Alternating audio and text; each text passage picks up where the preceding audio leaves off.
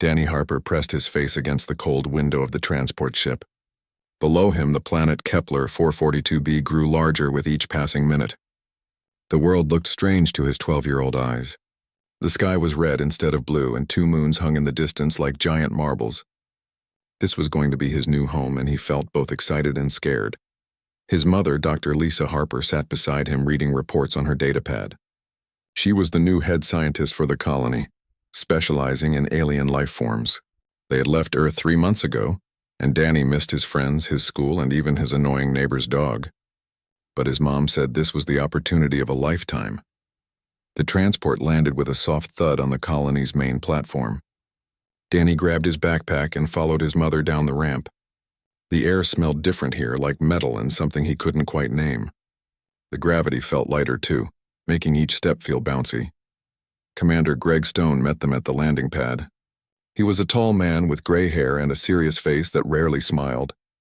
He shook Lisa's hand and nodded at Danny. "Welcome to Kepler 442b, Dr. Harper. And you must be Danny. I hope you're ready for some adventure." Danny nodded, trying to look brave. The commander led them through the colony, pointing out the different buildings. The place was smaller than Danny expected. About 200 people lived here, all working to study the planet and mine its valuable minerals. The buildings were all connected by covered walkways, and everything looked new and clean. "We have strict safety rules here," Commander Stone said as they walked. "This planet has dangerous wildlife. The most dangerous are the creatures we call draconids." Danny's ears perked up at that. "What are they?"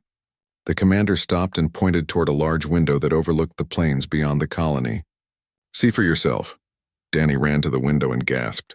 In the distance, he could see massive creatures flying through the red sky. They looked like dragons from his favorite books with huge wings and long tails. Even from far away, he could tell they were enormous. "They're the apex predators here," Commander Stone explained. 15 feet tall, 30-foot wingspan covered in scales harder than steel. They hunt in packs and can take down prey 3 times their size. "Have they ever attacked the colony?" Lisa asked, her scientific curiosity showing. "Not directly. But we've lost drones and equipment. Last year, a researcher got too close to the perimeter fence at night. If we hadn't activated the emergency defenses, he would have been killed. These things are pure killing machines." That evening, after Danny had unpacked his few belongings in their small quarters, he attended the mandatory safety briefing. Dr. Marcus Bell, the chief biologist, showed videos of the draconids hunting. Danny watched in awe as the creatures worked together to bring down something that looked like a cross between a rhino and a giraffe. "Rule number 1, Dr. Bell said in a stern voice. "Never go near the observation posts alone. Rule number 2, never attempt to interact with the draconids. They are not pets. They are not intelligent. They are predators and you are prey. Does everyone understand?" Everyone nodded, including Danny. But something about the video bothered him. The way the draconids moved, the way they seemed to communicate with each other, it looked like more than just animal instinct to him. After the briefing, his mother walked him back to their quarters. "I know you love animals, Danny, but you have to promise me you'll follow the rules here. These aren't like the birds you used to feed back home." "I promise, Mom," Danny said. And he meant it, mostly. That night, Danny couldn't sleep. He kept thinking about the draconids. Finally, he got out of bed and wandered through the quiet corridors. Most people were asleep, and only a few night shift workers moved about. He found himself at the eastern observation deck, a room with large reinforced windows that looked out over the plains. The moons were bright, casting silver light across the landscape. And there, just beyond the fence, stood a draconid. It was alone, which seemed strange since Commander Stone had said they hunted in packs. This one was smaller than the others Danny had seen in the videos. It had dark scales that seemed to shimmer purple in the moonlight and a distinctive scar across its snout. The creature was looking directly at the observation deck. Directly at Danny. Their eyes met and Danny felt a chill run down his spine. But it wasn't fear exactly. It was something else. Recognition, maybe. The draconid tilted its head, studying him the same way Danny was studying it. Danny stood there for almost an hour, just watching. The draconid didn't leave. It sat on its haunches like a giant cat and watched him back. Finally, Danny's eyes grew heavy and he returned to his quarters. The next morning, he couldn't stop thinking about the creature. During breakfast, he asked his mother about draconid behavior. They're fascinating from a biological standpoint. Lisa said between bites of synthetic eggs. But Dr. Bell's research shows they operate purely on instinct. Pack hierarchy, territorial behavior, hunting patterns, it's all very rigid and predictable. What if he's wrong? Danny asked. His mother raised an eyebrow. Dr. Bell has been studying these creatures for 3 years. What makes you think he's wrong? Danny shrugged. He couldn't explain the feeling he got when he looked into that draconid's eyes. Just a hunch. Over the next few weeks, Danny settled into his new life. He attended classes with the other colony children in the morning and helped his mother in the lab in the afternoon. But every evening he found an excuse to visit the eastern observation deck. And every evening, the same draconid was there waiting. The creature, which Danny had started calling Ash because of its dark coloring, became a regular presence. It would arrive shortly after sunset and stay for an hour or two before disappearing into the night. Sometimes it would pace along the fence. Other times it would sit and watch. But it always seemed aware of Danny. One evening, Katie Moore found him at the observation deck. She was 15 and had lived on the colony for 2 years. Her parents were engineers who maintained the colony's power systems. You shouldn't be here alone, she said. It's against the rules. I'm not doing anything wrong, Danny replied. Just looking. Katie came to stand beside him. Outside, Ash was digging at the ground with its massive claws. That's the one they call the runt. It got kicked out of its pack about 6 months ago. Dr. Bell thinks it's defective somehow. It doesn't look defective to me, Danny said. It's smaller than the others and has that scar. Maybe it lost a fight. Katie watched the creature for a moment. You know, you're the first person I've seen show any interest in them beyond scientific research or fear. They're incredible, Danny said simply. Katie smiled. Yeah, they kind of are. From that night on, Katie sometimes joined Danny at the observation deck. They would do homework together while watching Ash. The draconid seemed to accept Katie's presence, though its attention always focused primarily on Danny. Then one evening, Danny did something he knew was absolutely forbidden. He had smuggled some protein rations from the mess hall, the kind used to feed the colony's few livestock. The observation deck had an external feeding port designed for studying the local herbivores. Danny had watched the maintenance crews use it before. His hands shook as he activated the port and deposited the food outside the fence. Ash, who had been sitting 20 feet away, immediately perked up. The creature approached cautiously, sniffed the offering, and then consumed it in 3 quick bites. When it was done, Ash looked up at Danny through the window, and then something amazing happened.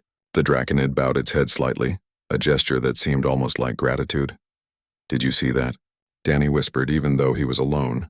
From that moment on, everything changed. Danny had crossed a line, broken a fundamental rule of the colony. But he had also opened a door, one that led to possibilities no one had imagined. He didn't know it yet, but his simple act of kindness would eventually save lives and change the relationship between 2 species forever. As he walked back to his quarters that night, Danny felt both guilty and excited. He knew his mother would be angry if she found out. Commander Stone would probably confine him to quarters. Dr. Bell would give him a lecture about the dangers of anthropomorphizing alien predators. But none of that mattered as much as the memory of Ash's amber eyes looking at him with what Danny was certain was intelligence and gratitude. Whatever the adults said, whatever the research claimed, Danny knew the truth. The draconids were more than just animals, and he was going to prove it no matter what it took. 3 months had passed since Danny first fed Ash. What started as a single act of kindness had become a nightly routine. Every evening after dinner, Danny would slip away to the eastern observation deck with food hidden in his pockets. And every evening, Ash would be there waiting. The relationship between the boy and the draconid had grown in ways Danny couldn't fully explain to himself. It was more than just feeding time. Ash would respond to Danny's voice through the external speakers.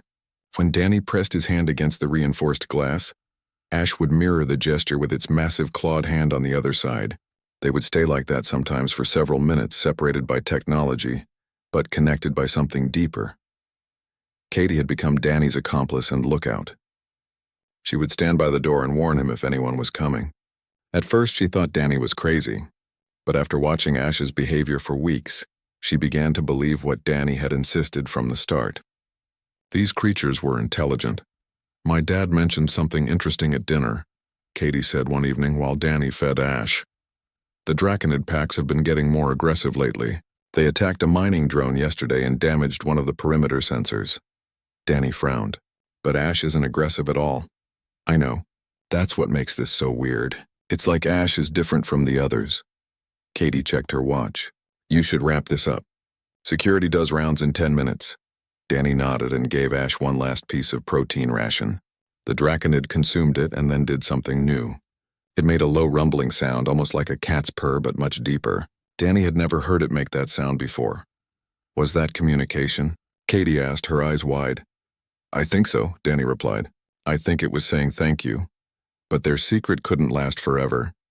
The colony's security systems were more sophisticated than Danny realized. Every time he used the feeding port, it logged the activity. Every time he accessed the external speakers, it created a record. Commander Stone's security team had been watching the unusual activity for weeks, trying to figure out what was causing it. The confrontation came on a Tuesday evening. Danny had just activated the feeding port when the lights in the observation deck suddenly turned on bright. Commander Stone stood in the doorway with 2 security officers. His face was red with anger. Step away from the console, Danny. Danny's heart sank. Katie, who had been standing watch, looked terrified. Outside the window, Ash sensed something was wrong and moved closer to the glass. Do you have any idea what you've done? Commander Stone demanded. You've been feeding a dangerous predator for months. You've been conditioning it to associate humans with food. Do you understand how reckless that is? It's not like that, Danny tried to explain. Ash isn't dangerous. It's intelligent. It understands. It's an animal, Danny. A very large, very deadly animal. The commander turned to one of the security officers. Get Dr. Harper down here immediately. The wait for his mother felt like hours, though it was probably only 10 minutes. When Lisa arrived, her face showed disappointment and worry in equal measure. That look hurt worse than any punishment Danny could imagine. Danny, tell me you haven't been doing what Commander Stone says.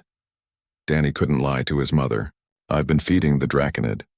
The one with the scar. I call it Ash. For how long? 3 months. Lisa closed her eyes and took a deep breath. When she opened them again, they were filled with tears. Do you understand what this means?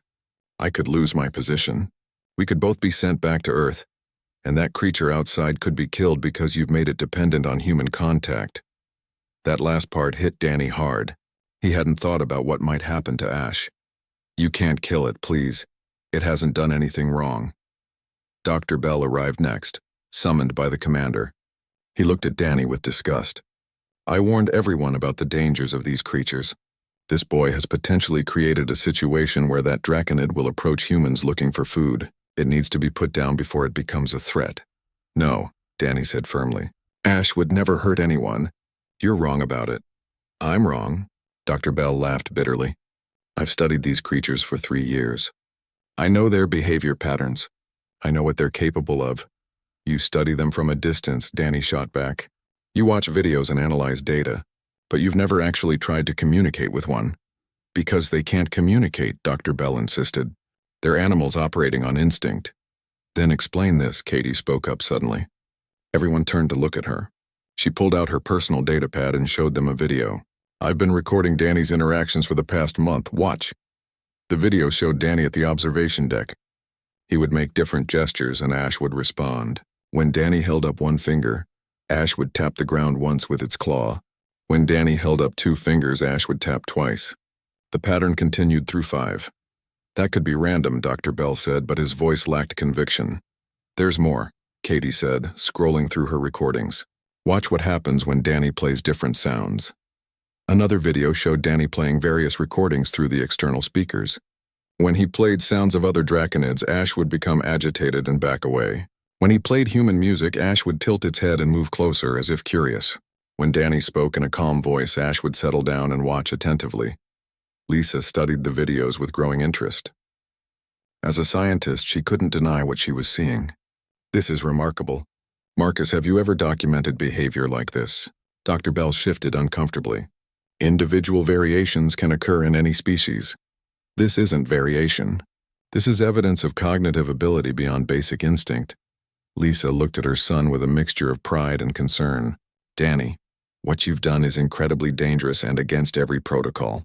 But you may have also discovered something important. Commander Stone held up his hand. Even if this creature shows some level of intelligence, it's still dangerous. We can't risk the safety of the colony. Then let me study it properly, Lisa said. Give me 2 weeks. Let me conduct formal observations and tests. If there's really something here, we need to understand it. And if Danny is right, killing this creature would be like killing a person. The debate went on for another hour. Dr. Bell argued for immediate action. Commander Stone worried about colony safety. Lisa pushed for scientific study, and Danny just wanted to protect his friend. Finally, they reached a compromise. Lisa would have 2 weeks to study Ash under controlled conditions.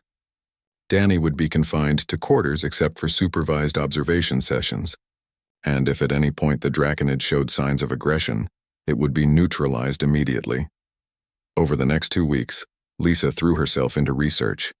She set up cameras, recording equipment, and analysis tools at the observation deck. She designed tests to measure Ash's cognitive abilities. She studied every interaction between Danny and the creature. The results were fascinating. Ash could distinguish between different shapes and colors. It showed preference for certain patterns over others. It could count up to 10 using claw taps. Most remarkably, it seemed to understand the concept of trade. When Lisa left food outside, Ash would sometimes leave objects in return, smooth stones or interesting crystals from the plains. This changes everything we thought we knew about this species, Lisa explained during a research presentation to the colony's leadership. Ash isn't just responding to conditioning. It's demonstrating problem-solving skills, pattern recognition, and possibly even abstract thinking. Dr. Bell remained skeptical but had to admit the evidence was compelling. Even so, this could be an exception. One intelligent individual doesn't mean the entire species is. True, Lisa agreed, but it means we need to reconsider our approach to them.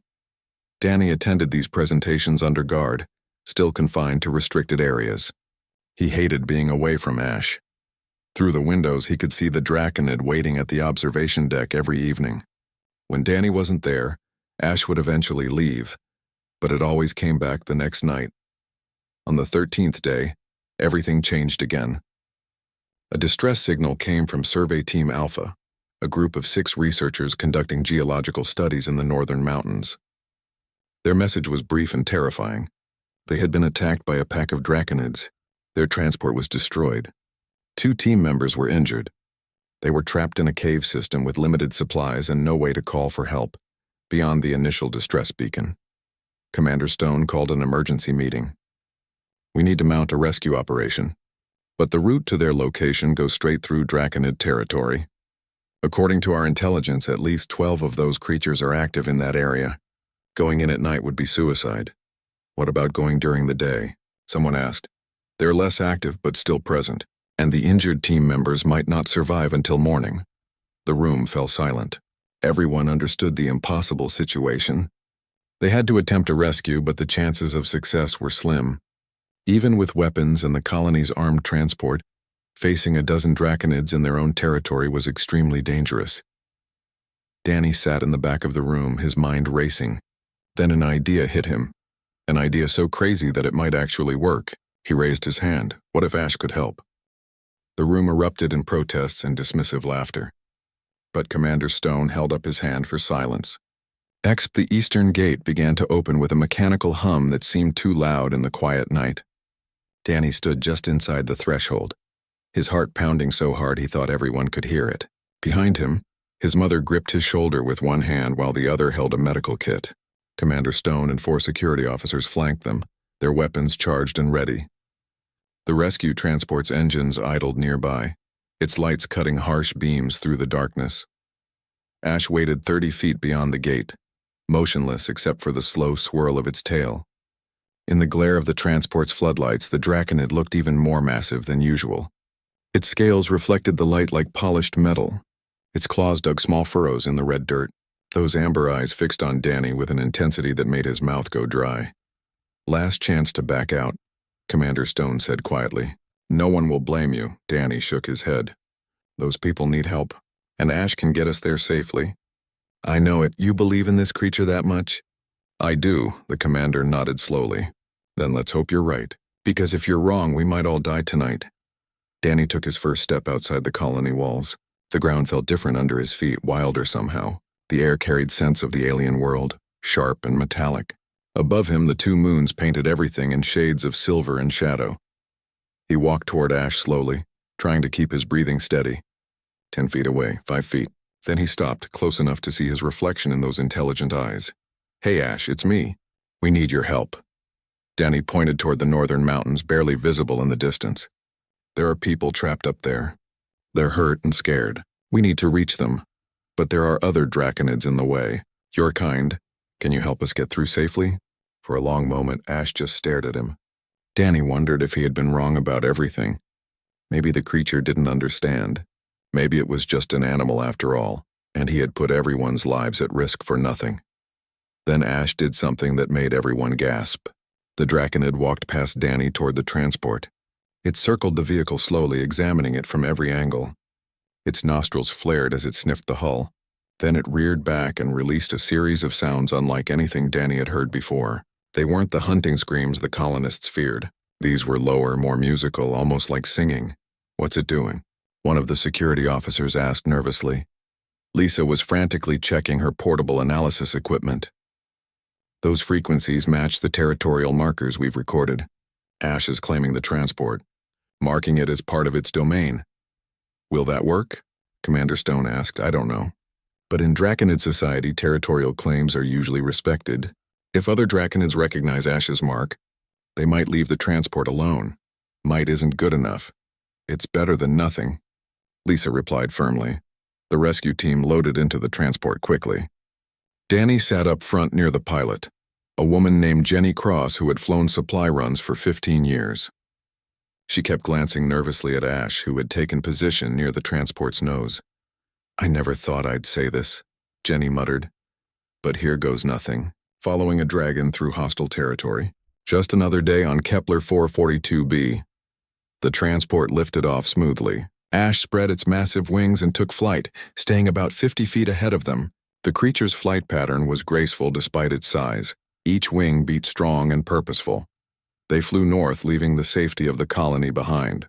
The landscape below was a mix of rocky plains and deep valleys, all painted in the eerie light of the twin moons. Danny pressed his face to the window, watching Ash lead them forward. "The route it's taking isn't on our maps," Commander Stone observed, studying his navigation display. "It's avoiding the main canyon system entirely. Because that's where the other draconids hunt," Lisa said. "Ash is taking us around their territory." The flight was smooth for the first 30 minutes. They followed Ash through a series of narrow valleys that twisted between tall rock formations.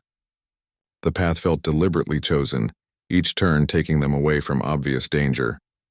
Then Jenny called out urgently, "Multiple heat signatures ahead." "Large ones?" Danny's stomach clenched. Through the windscreen he could see shapes moving in the darkness. 4 draconids emerged from behind a massive rock outcropping, blocking their path. These were bigger than Ash, their scales darker, their eyes reflecting the transport's lights like mirrors.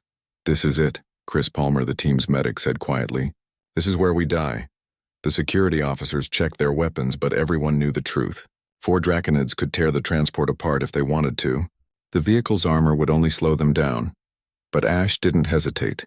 The creature descended rapidly, landing between the transport and the pack. What happened next would become the most studied piece of xenobiology footage in human history. Ash stood its ground but didn't attack. Instead, it began making sounds, complex vocalizations that rose and fell in intricate patterns. Its body language shifted constantly, moving between defensive postures and submissive gestures. The pack's leader, a scarred giant that made Ash look small, approached slowly. "It's talking to them," Danny whispered. "Ash is negotiating." The 2 draconids circled each other, their vocal exchange growing more intense. The other 3 pack members watched but didn't intervene. This was between their leader and the stranger. Lisa recorded everything, her hands shaking slightly. "Look at the postures. This isn't aggression. It's communication. Complex social interaction." Minutes ticked by. In the back of the transport, someone was praying quietly. Danny couldn't take his eyes off Ash. His friend was risking its life for them. For humans it barely knew. For creatures that weren't even its own species. Finally, the pack leader made a sharp, barking sound. It backed away, and the other 3 draconids followed. Within moments, they had disappeared back into the rocks. Ash turned toward the transport. Even from inside the vehicle, Danny could see the creature was tired. That confrontation had taken something out of it. What just happened? Commander Stone asked, stunned. I think Ash just called in a favor, Lisa said slowly. Or made a promise. Maybe both. Draconid's social structures are clearly more complex than we ever imagined. They continued their journey, and the rest of the flight was eerily quiet. Ash's chosen route remained clear of other Draconids. Whatever agreement had been reached, it was holding. 40 minutes after leaving the colony, they reached the cave system where Survey Team Alpha had taken refuge. The geological team's relief at seeing the transport was obvious. Pete Carson, the team leader, rushed out of the cave entrance waving his arms. Thank God you made it. We thought we'd die up here. Then he saw Ash circling overhead and froze. Is that what I think it is? That's our guide, Commander Stone said. Don't shoot at it. The rescue went quickly. 2 team members had broken bones from falling rocks during the Draconid attack. Another had a deep gash on her leg. Lisa and Chris worked efficiently to stabilize them while the others loaded equipment. How did you get past the packs? Pete asked as they worked. We saw at least a dozen of them in this area. We had help, Danny said simply, looking up at Ash. The return journey felt longer, even though it took the same amount of time. Everyone was exhausted, running on adrenaline and relief. The injured team members were stable but in pain. The transport felt cramped with 12 people inside. Ash led them back along the same route, never wavering. When they finally saw the colony's lights in the distance, Danny felt tears of relief running down his face. They had made it. Everyone had made it home safely. The transport landed heavily on the main pad. Medical teams rushed forward to help the injured. The rest of the colony had gathered to watch, their faces showing amazement and disbelief. Ash landed near the perimeter fence and watched as the humans disembarked. Danny walked to the fence, wishing he could properly thank his friend. There was so much he wanted to say, but he didn't have the words. The Draconid looked at him one last time. Then it spread its wings and took flight, heading toward the mountains. Something in Danny's chest ached as he watched it go. He had a feeling Ash wouldn't return to the observation deck anymore. Their relationship had changed. They had shared something profound, had worked together toward a common goal. The nightly feeding seemed small compared to what they had just accomplished. You were right, Commander Stone said, standing beside Danny. About everything. That creature is far more than we ever imagined. It has a name, Danny said quietly. Ash, its name is Ash, the commander nodded. Then Ash just saved 6 human lives. That's something we won't forget. The next few days passed in a blur. Danny received the Colony Medal of Honor in a ceremony attended by everyone. He felt embarrassed by the attention, insisting that Ash deserved the real credit. The medal was nice, but it felt hollow. He just wanted to know if his friend was okay. Dr. Bell publicly retracted his earlier assessments of Draconid intelligence. His research papers were revised. New studies were proposed. The entire scientific understanding of the species had to be reconsidered. But the biggest changes happened slowly, almost without anyone noticing at first. A week after the rescue, Lisa called Danny to the observation D. 3 months had passed since the rescue mission. The colony had settled into a new normal, one where Draconids were studied with respect rather than just fear. Lisa's research team had grown from 3 people to 12. Scientists from Earth were requesting transfers to Kepler 442b just to work with the creatures. The colony had become famous, not for its minerals or strategic location, but as the place where humans first made contact with intelligent alien predators. Danny had turned 13 2 weeks ago. His birthday had been celebrated with cake made from synthesized ingredients that almost tasted like chocolate. The whole colony had attended, and many people had thanked him again for what he had done. But their thanks felt distant. He smiled and nodded, but inside he felt empty. He missed Ash. Every single day he missed his friend. The observation deck had become a busy place. Researchers took shifts monitoring the Draconids that came to the fence. They recorded behaviors, tested communication methods, and slowly built a database of individual creatures identified by their unique scale patterns and markings. But none of them were Ash. You need to let it go, Katie told him one evening as they walked back from class. Ash did what it needed to do. It helped us and then moved on. That's okay. I know, Danny said, but he didn't really believe it. Every night he still went to the eastern observation deck, hoping to see that familiar scarred snout. Every night he was disappointed. His mother worried about him. She could see the sadness in his eyes, the way he picked at his food during meals, the way he stared out windows during lessons. Lisa had tried to talk to him about it several times. Ash is a wild creature, sweetheart. It has its own life out there. What you shared was special, but it was also temporary. That's the nature of these encounters.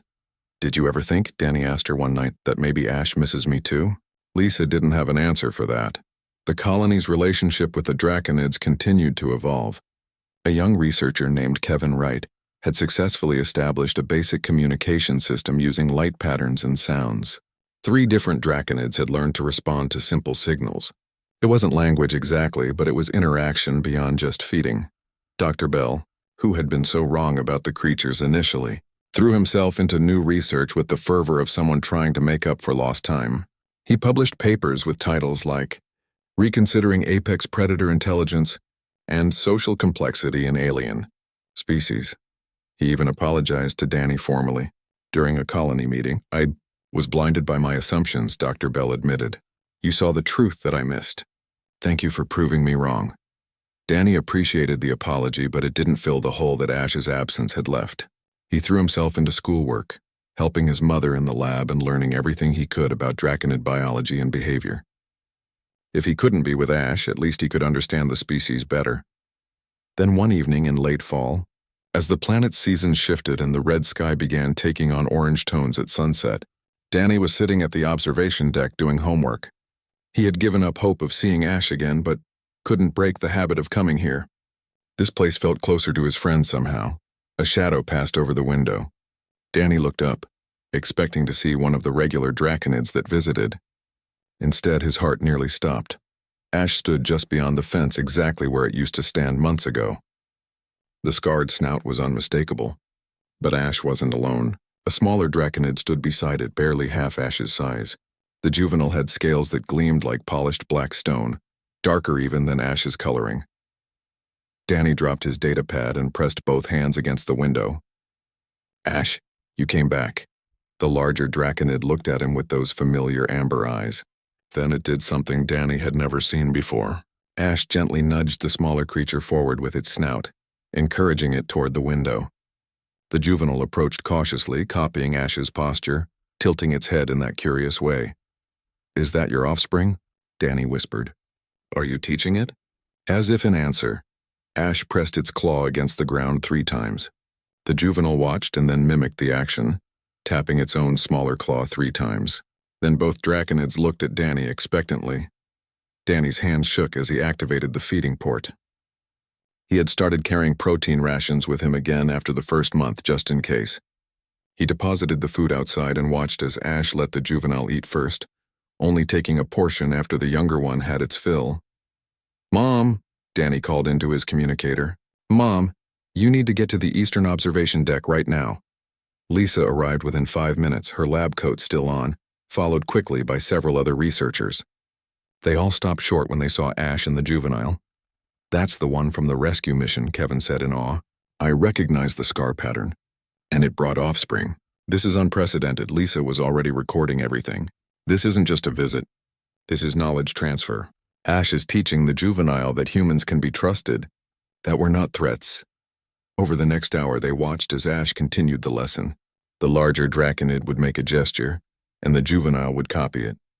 When Danny played sounds through the external speaker, Ash demonstrated the appropriate responses and the juvenile learned.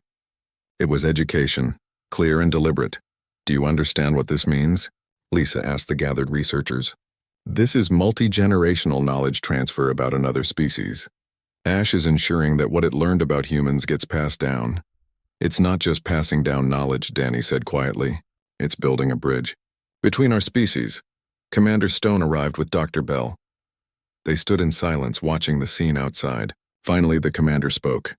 We need to make this official. Not just research, but actual policy.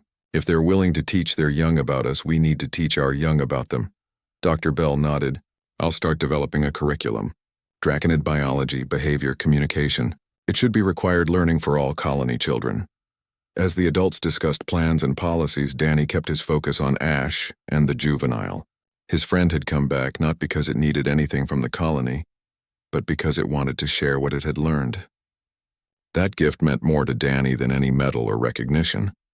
The visits became regular again, but different than before. Ash would bring the juvenile 3 times a week, always in the evening. Each visit built on the last. The young draconid, which Danny started calling Shadow because of its dark coloring, learned quickly. Within 2 weeks, Shadow could respond to basic light signals. Within a month, it would press its claw against the glass when Danny pressed his hand against it from inside. But there was more. Other adult draconids began appearing with their own young, always keeping their distance at first, watching how Ash interacted with humans and then slowly coming closer. It was like a school, with Ash as the teacher, showing other draconids that these strange creatures from another world could be friends rather than enemies.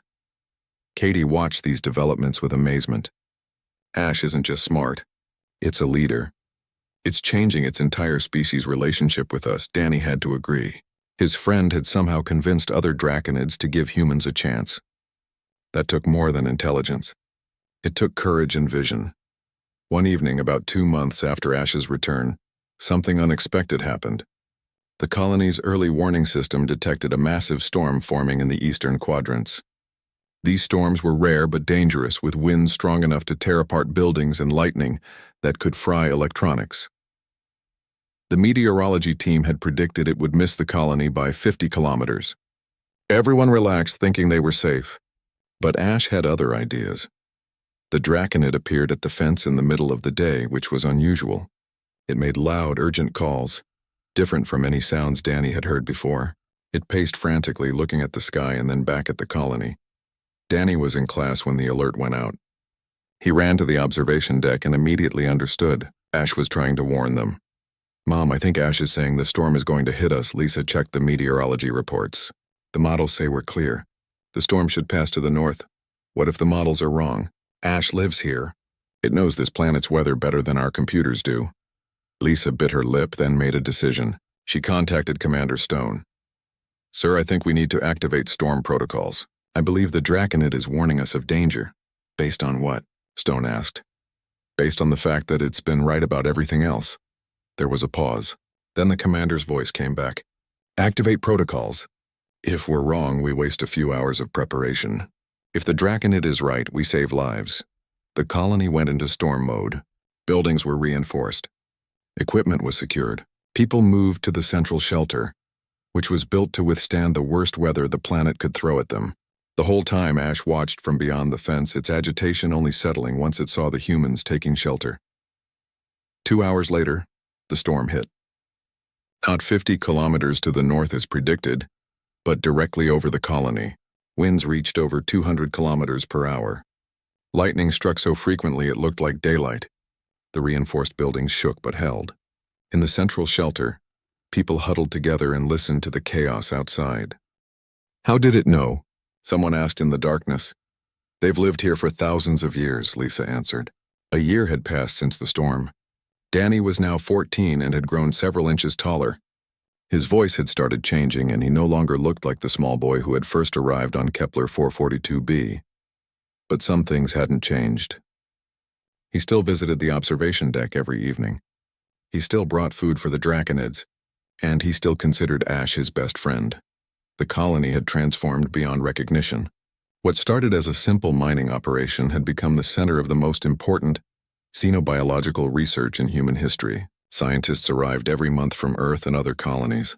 New buildings had been constructed specifically for studying draconid communication and behavior. The observation deck where Danny had first met Ash was now one of 12 such facilities around the colony's perimeter.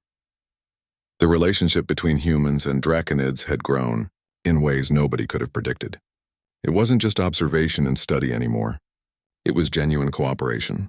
The draconids had warned the colony of 3 more storms, 2 earthquake swarms, and a dangerous methane leak from underground vents that human sensors had missed. In return, the colony had provided medical care to injured draconids and shared food during a particularly harsh winter when the native prey animals had migrated early. Shadow, the juvenile Ash had first brought to meet Danny, was now adolescent-sized and taught its own younger siblings. Danny had watched 3 generations of draconids learn that humans could be trusted. It filled him with a sense of accomplishment that was hard to put into words. But not everything was perfect. There were still incidents. A supply convoy had been attacked by a rogue Draconid pack 6 months ago, resulting in injuries. The colony had been forced to defend itself with weapons, killing 2 of the attackers. The incident had strained relations temporarily. Ash had appeared at the fence the next day, clearly distressed, making sounds that Lisa's team interpreted as apology or explanation. Not all of them except the new way, Lisa had explained to Danny. Just like not all humans support cooperation with the Draconids. Change is hard for any species. Dr. Bell's research had revealed that Draconid society was more complex than anyone had imagined. They had territories, hierarchies, and what appeared to be different cultural groups. Some packs were more open to human contact. Others were hostile. Ash belonged to a group that had chosen peaceful coexistence, but not all Draconids shared that view. Katie had left for Earth 3 months ago to attend university. She promised to come back someday, but Danny missed having her around. She had been part of this journey from the beginning.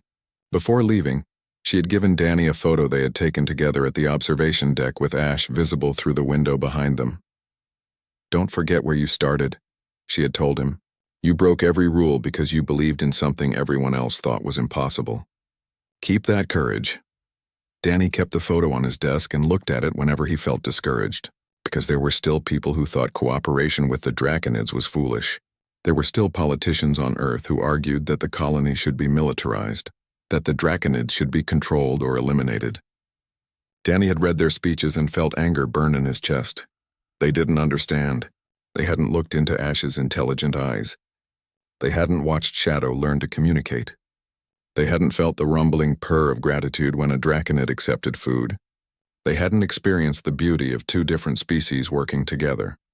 On a cool evening in early spring, Danny was at the observation deck doing homework for his advanced xenobiology course. His mother had been teaching him personally, and he had already completed coursework that most college students struggled with. He planned to become a formal researcher when he turned 16. Ash arrived right on schedule, but something was different. The Draconid looked older, its movements slightly slower, some of its scales showing wear. Danny had been noticing the changes for months but had avoided thinking about what they meant. "Hey, old friend," Danny said softly through the speaker. "How are you today?" Ash pressed its claw against the usual spot on the ground, their established greeting. But then it did something new. 3 more Draconids emerged from the darkness behind it. 2 were adolescents that Danny recognized as Shadow's siblings. The 3rd was young, barely larger than a house cat, with scales so new they still gleamed with an iridescent sheen. Ash gently pushed the smallest one forward. The tiny Draconid stumbled, not yet graceful in its movements. It looked up at the observation deck with eyes full of curiosity and fear. Danny's throat tightened. He understood what was happening. Ash was introducing a 3rd generation, showing this youngest one what its parent and grandparent had learned. The cycle continued. "I see you," Danny said, pressing his hand against the window. "Welcome, little one." The juvenile Draconid tilted its head, studying him. Then, with Ash's gentle encouragement, it took a tentative step forward. Not bold like Shadow had been at that age. Not confident like its siblings. But willing to try, willing to trust because its elder had shown the way. Lisa entered the observation deck quietly. She stood beside Danny and watched the scene unfold. "Ash is getting old." "Did you know that?" Danny nodded, not trusting his voice.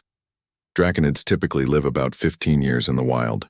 Based on Ash's size and behavior when you first met it, I estimate it was around 7 years old then. That means it's close to 10 now. "How much time does it have left?" Danny managed to ask. "Maybe 5 years, maybe less. These are rough estimates." Lisa put her hand on his shoulder. "I know that's hard to hear. It's not fair. Ash changed everything. It should get to see what comes next. It is seeing it, sweetheart. Every time it brings another young one here. Every time another Draconid follows its example. Ash's legacy isn't just in its own lifetime. It's in every creature it's taught, every connection it's helped build." Danny wiped his eyes, embarrassed by the tears. "I don't want to lose it. I know. But that's the price of caring about someone. Eventually, you have to let them go." Lisa hugged him. "But not yet. You still have time." Over the next several months, Danny spent as much time as possible at the observation deck. He documented everything about Ash's behavior, created detailed records of its communication methods, and worked with his mother to ensure that all of Ash's knowledge would be preserved. More draconids came to the fence regularly now. Some brought their young for introduction, others came seeking medical help or food during hard times.